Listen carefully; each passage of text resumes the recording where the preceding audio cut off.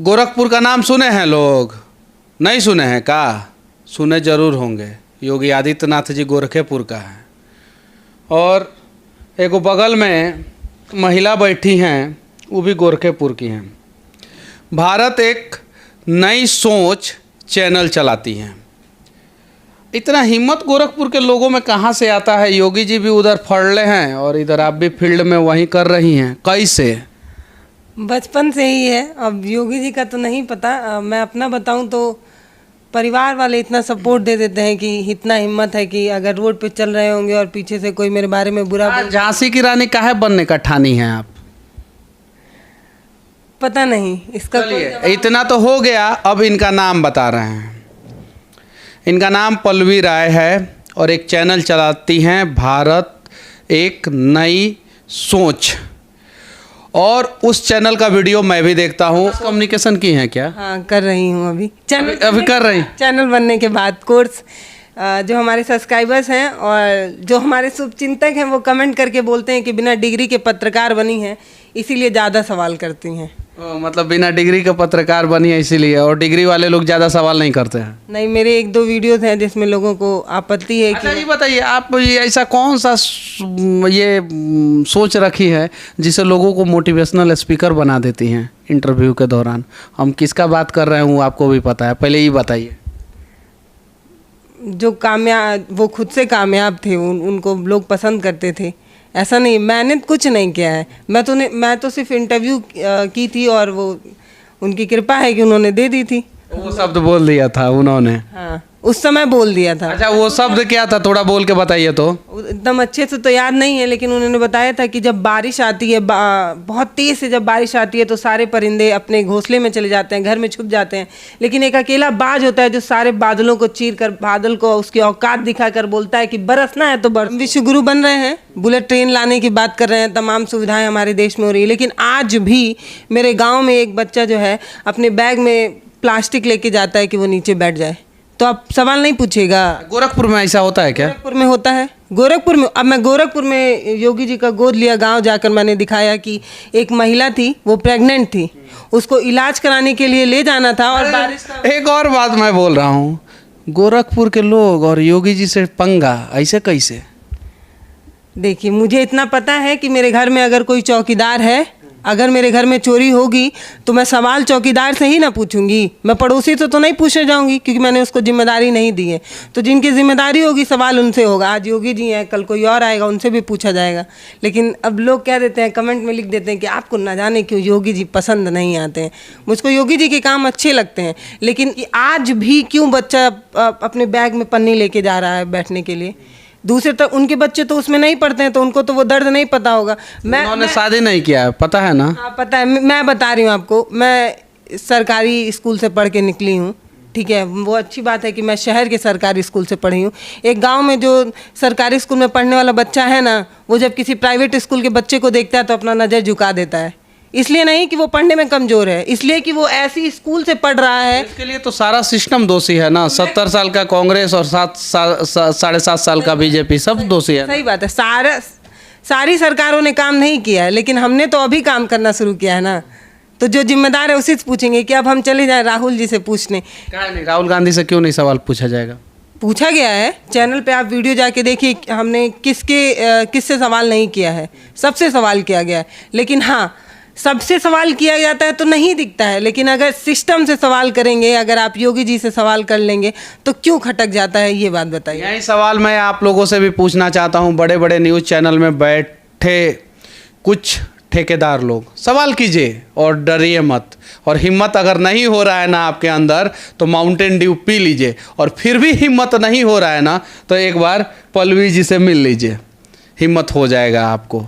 अच्छा, ये बताइए, आपका एक मैं इंटरव्यू देख रहा था, एक अंधे व्यक्ति थे, उनका आप इंटरव्यू कर रही थी और उनसे गाना गवा रही थी। मतलब कि ऐसा सिर्फ ग्राउंड रिपोर्टिंग करने का जोश और जुनून कहाँ से आया? कुछ नेताओं का इंटरव्यू क्यों नहीं करती हैं? मुख्यमंत्री, इस देश के प्रधानमंत्री, या कभी कभी जो है अमेरिका के राष्ट्रपति, इन लोगों का इंटरव्यू क्यों नहीं करती हैं? ना उतने बड़े हैं, ना उतने बड़े लोगों से मिलने की तमन्ना है। मतलब बड़े नहीं है इसीलिए ज़मीनी हकीकत को दिखाते हैं, और बड़े हो जाएंगे तो? देखिए, पहली बात तो ये कि बड़े बड़े नेताओं का इंटरव्यू करने का शौक़ नहीं है। कैमरे के सामने जब आएंगे तो झूठ ही बोलेंगे, ये पता है, क्योंकि बहुत, और इनका इंटरव्यू करने के लिए तो तमाम चैनल हैं ही जो उसका ठेका लेके रखे हैं। शहर में 1 घंटे का जाम लग जाता है तो सारे मेन स्ट्रीम मीडिया जो है उसको दिखाने लगता है कि ये जाम है, ये जाम है, इससे ये नुकसान हो रहा है, वो नुकसान हो रहा है। लेकिन जब सूखा पड़ता है और किसी गरीब बाप की बेटी की शादी नहीं हो पाती है तो क्यों मेन स्ट्रीम मीडिया नहीं पहुंच पाता है? वो इंसान नहीं है, वो टैक्स नहीं देते हैं। तो मेरी जो लड़ाई है वो ऐसी ही रहेगी। मुझे लगता है कि मैं हमेशा गांव में ही पहुंचूंगी, जिनको ज़रूरत होगी उन्हीं से बात करूं। मुझे नहीं शौक़ है नेताओं से मिलने का और अपने चैनल की टीआरपी बढ़ाने का। अच्छा, शौक़ नहीं है लखनऊ में एक 4 BHK का फ्लैट खरीदने का? इसमें क्या, इसमें जो अभी जी रहे हैं उसमें क्या कमी है? 2 जून की रोटी मिल रही है ना। बहुत से लोग ऐसे हैं ना जो प्लास्टिक के नीचे बैठे हुए हैं और 2 जून की जो रोटी भी नहीं इकट्ठा कर पा रहे हैं। और वो जो बड़े बड़े नेता लोग अपनी गाड़ी लेके निकलते हैं ना, उनका पंचर साटते हैं। अगर वो ना साटें तो ये नेता लोग अपनी गाड़ी नहीं चला पाएंगे। कामयाबी कितनी भी बड़ी हो जाए, अगर दिल बड़ा नहीं होता है ना तो महलों में रह के भी आपको शांति नहीं मिल सकती है।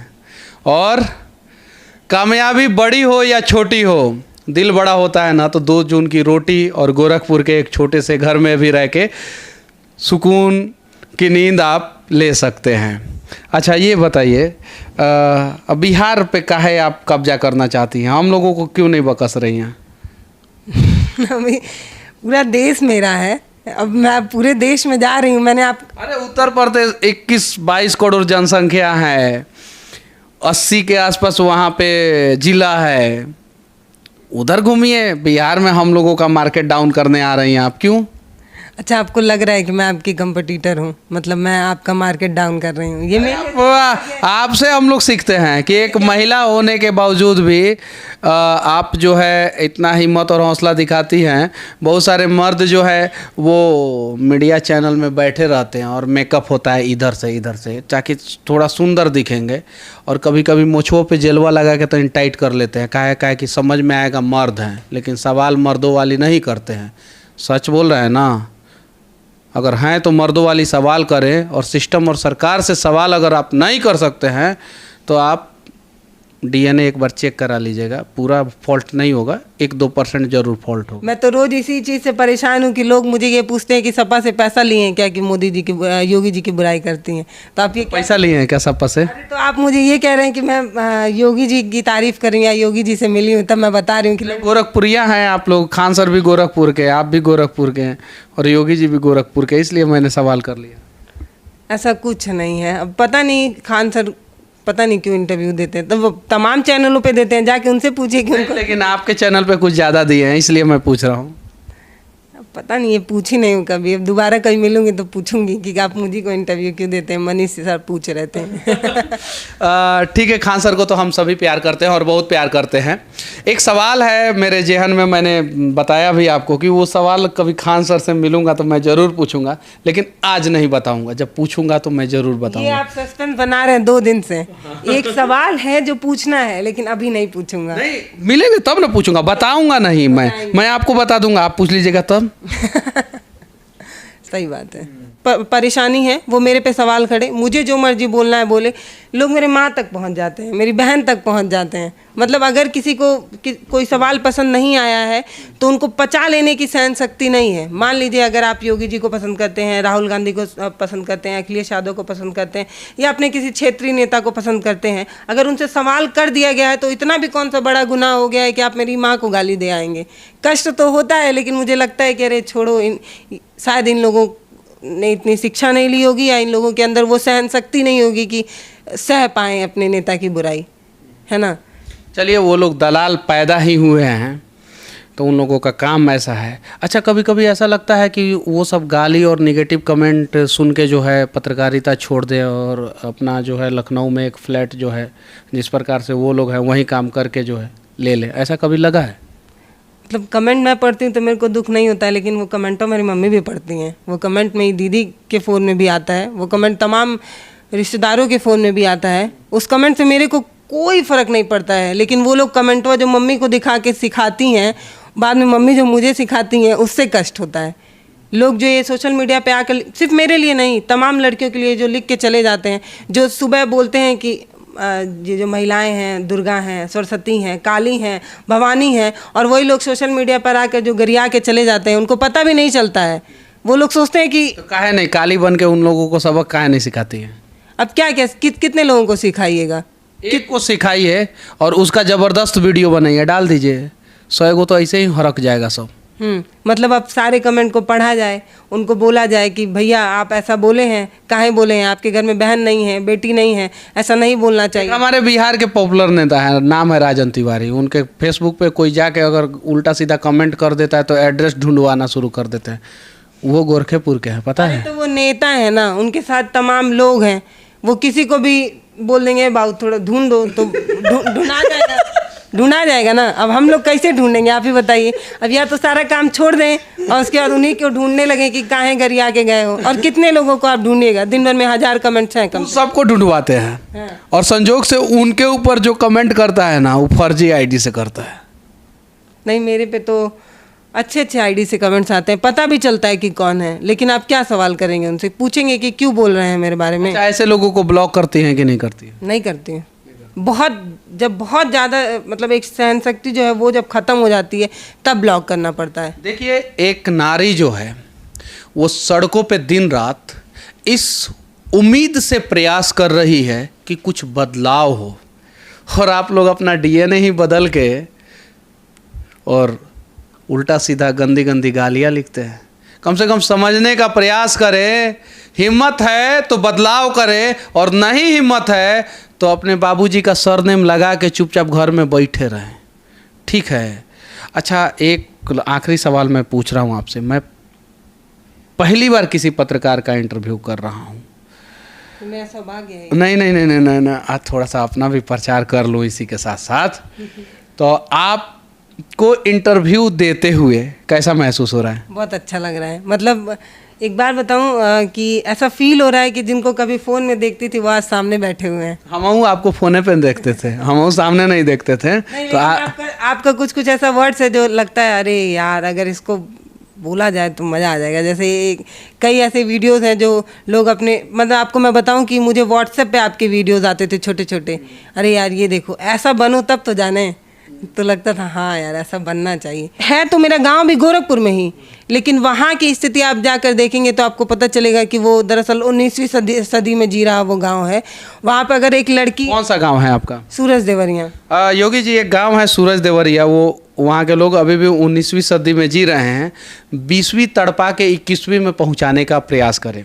मनीष जी को जब मैंने पहली बार देखा था तो मुझे ये हैरानी थी कि एक पत्रकार इतनी मजबूती के साथ अपनी बात कैसे रख रहा है, क्योंकि तमाम लोग जो है वो रसगुल्ला खा के मुंह बंद करके रखे हुए हैं, क्योंकि अगर वो कुछ बोलेंगे तो उनको ये भी पता है कि वो जो बड़ा सा बंगला जो उन्होंने लोन पर लिया है, जो गाड़ी उन्होंने लोन पर लिया है, वो सब छोड़ना पड़ेगा, तो इसलिए वो लोग नहीं बोलते हैं। लेकिन मनीष जी जब इतना बोल रहे थे तो ये नहीं समझ में आ रहा था कि मनीष जी इतना काहे बोल रहे हैं, कहीं ये भी तो नहीं ना विपक्ष कुछ ले लिए हैं इसीलिए बोल रहे हैं। लेकिन मनीष जी के कई ऐसे वीडियोज़ हैं जो सच में मुझे लगता है कि जो लोग मर गए हैं उनको जगाने की कोशिश हो रही है। जिन लोगों ने अपना ईमान बेच दिया है उन लोगों को हकीकत दिखाने की कोशिश सच तक कर रहा है। और मनीष जी को बहुत बहुत धन्यवाद दे रही हूँ कि इतना मेहनत नहीं करते हैं, लेकिन आवाज़ के साथ जो बोल देते हैं वो तमाम लोग घूम घूम कर कुछ नहीं कर पाते हैं। तमाम 24 घंटा अगर आप कैमरा खोलकर वाह मोदी जी वाह, वाह योगी जी वाह करते रहिए, और एक इंसान आकर ये बोले कि मोदी जी जो आप वैक्सीन दे रहे हैं वो हमारे टैक्स के पैसे से है, तो अपना धन्यवाद क्यों करवा रहे हैं?